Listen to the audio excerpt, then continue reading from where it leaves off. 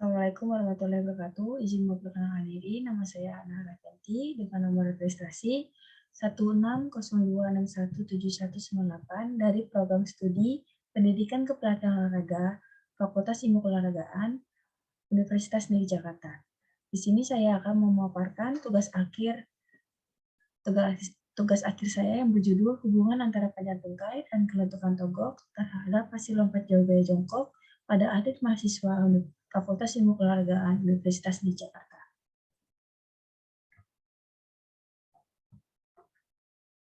Pada penelitian ini dilatar belakangi oleh berkembangnya olahraga di Indonesia yang begitu pesat, yang ditandai oleh banyaknya prestasi, salah satunya yaitu olahraga atletik pada nomor lompat jauh.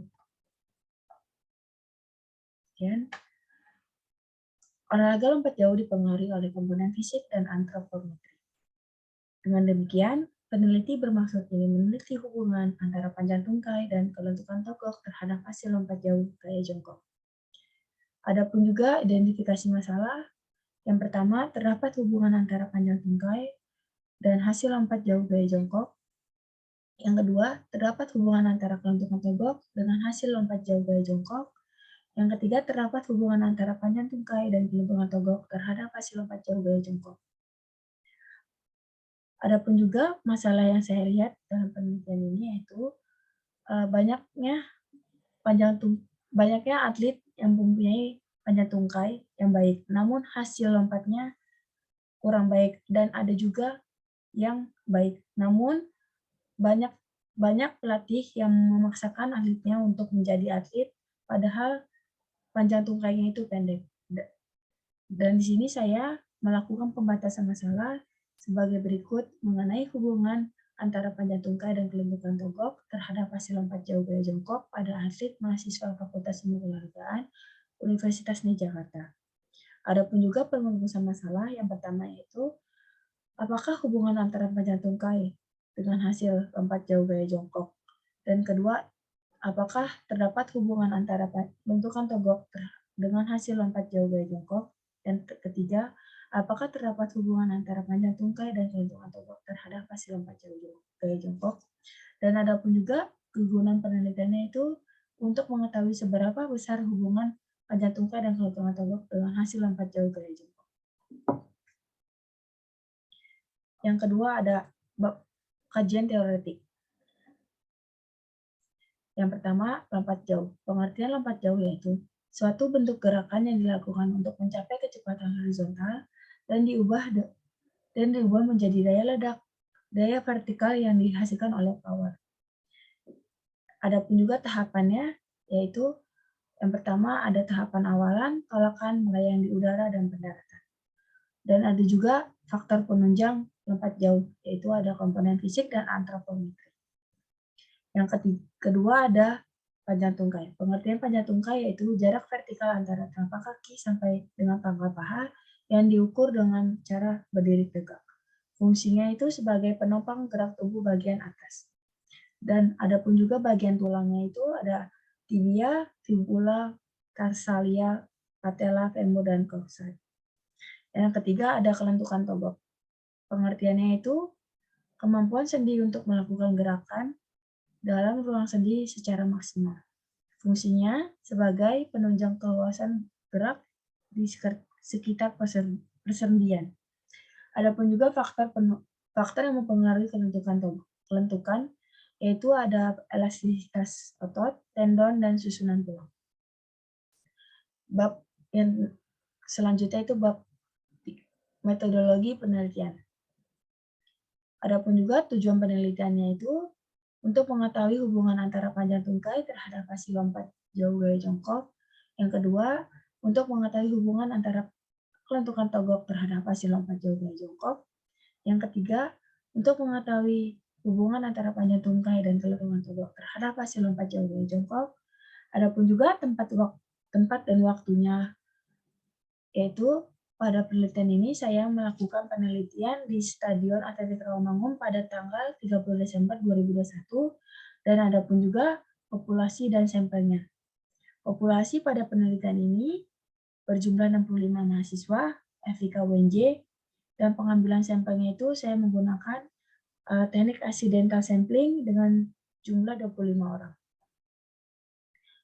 Metode penelitian yang saya gunakan itu ada metode kuantitatif dengan teknik studi korelasi. Adapun juga instrumen penelitiannya itu, yang pertama ada pengukuran panjang tungkai, yang kedua ada pengukuran kelentukan togok, dan terakhir ada tes lompat jauh. Adapun juga teknik pengumpulan datanya itu, saya menggunakan observasi langsung untuk mendapatkan data yang valid, dan peneliti melakukan tes dari semua variabel. Dan ada pun juga teknik analisis data sebagai berikut, yaitu pertama dengan menghitung test score, kedua mencari persamaan regresi, ketiga mencari koefisien regresi, yang keempat mencari uji keberhasilan koefisien korelasi, yang kelima mencari koefisien determinasi, yang keenam mencari persamaan regresi linier ganda, yang ketujuh mencari uji keberhasilan korelasi ganda, yang ke-8 mencari koefisien determinasi ganda, dan kemudian terakhir interpretasi koefisien korelasi. Dan ada pun juga hipotesis statistika, yaitu ada 3. Yang pertama hipotesis pertama, yang kedua hipotesis kedua, yang ketiga ya hipotesis ketiga. Selanjutnya itu ada bab 4, hasil penelitian.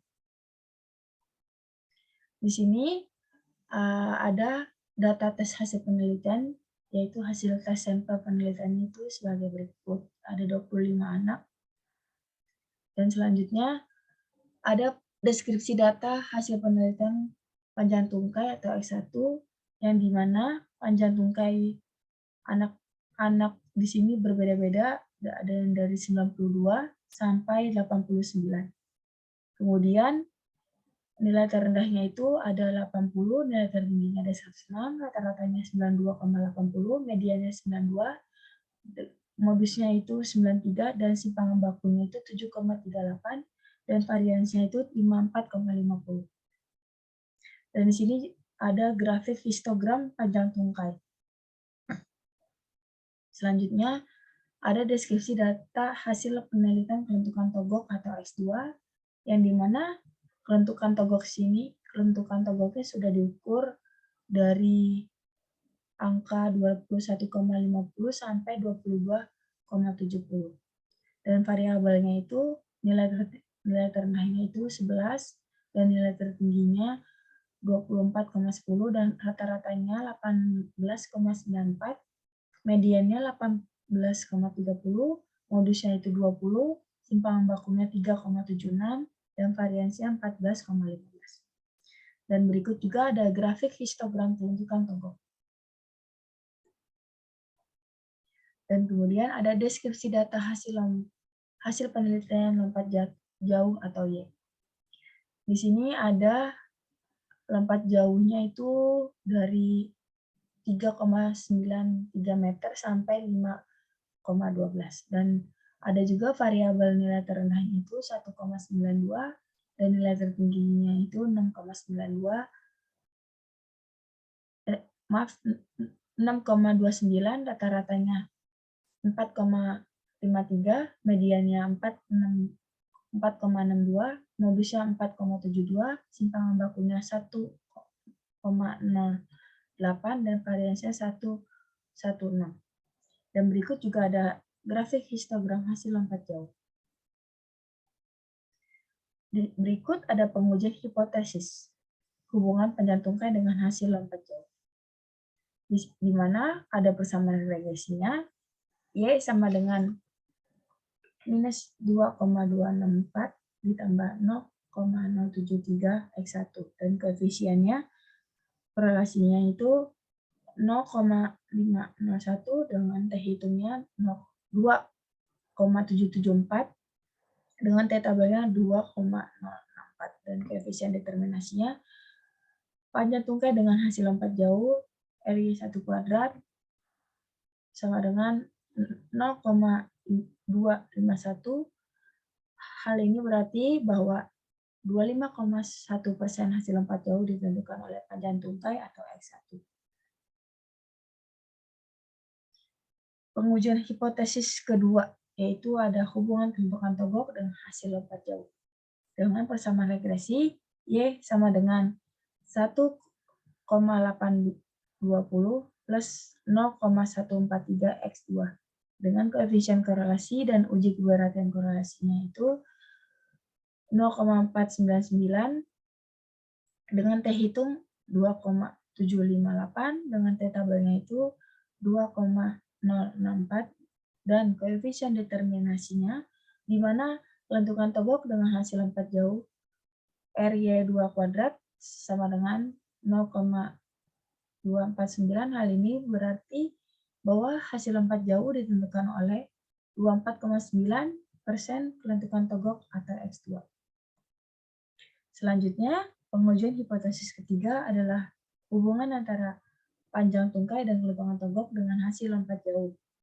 Dengan persamaan regresinya, Y sama dengan minus 3,355 tambah 0,061 X1 ditambah 0,119 X2, di mana hasil lompat jauh dapat diketahui jika panjang tungkai dan kelentukan togok diketahui secara bersama-sama. Dan untuk koefisien korelasi dan uji keberatan korelasi yaitu 0,644 dengan F hitungnya 7,775 dan F tabelnya itu 3,44. Koefisien determinasinya itu yaitu 0,414. Hal ini berarti bahwa 41,4% hasil lompat jauh ditentukan oleh panjang tungkai dan kelentukan togok. Kemudian ada bab selanjutnya yaitu bab 5 kesimpulan dan saran. Kesimpulannya itu terdapat hubungan yang berarti atau signifikan antara panjang tungkai dan terhadap hasil lompat jauh gaya jongkok pada atlet mahasiswa Fakultas Ilmu Keolahragaan Universitas Negeri Jakarta. Yang kedua, terdapat hubungan yang berarti atau signifikan antara kelentukan togok terhadap hasil lompat jauh gaya jongkok pada atlet mahasiswa Fakultas Ilmu Keolahragaan Universitas Negeri Jakarta.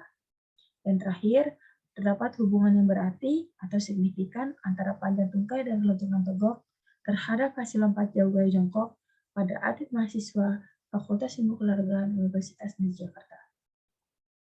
Saran dalam penelitian ini yaitu dalam cabang olahraga individu seperti cabang olahraga atletik, terutama nomor lompat jauh, panjang tungkai sangat